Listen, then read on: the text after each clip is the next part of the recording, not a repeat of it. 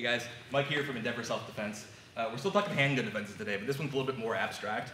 If you watch the 3 previous videos on gun grips, we talked about 3 positions. Go ahead and hold the gun out. One is the standard cupping position. If you watch that video, we talk about posture for that. So for this one, on both sides of the gun, I'm pressuring on the muzzle of the gun and where the hammer of the gun would be. The other position is this both sides of the wrist position, where one hand's on my wrist, one hand's on the muzzle of the gun. The other one is a 2-on-1 position, where I'm on both sides of the elbow.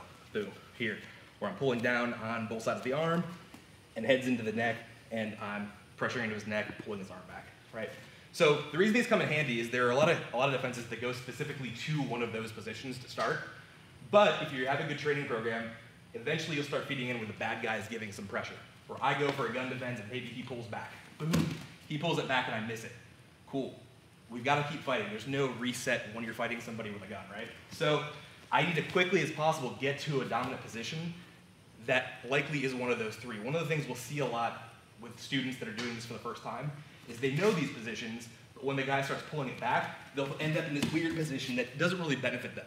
It's pretty natural. So we try to encourage the students to get to a spot where they're comfortable with one of these 3 positions. So boom, I screw something up, and boom, driving in, trying to get to one of these positions where I'm either both sides of the wrist, both sides of the elbow, or both sides of the gun. Always driving that as one of the 3 dominant positions to get to, not trying to make up some new position that isn't so beneficial just because I messed up the move.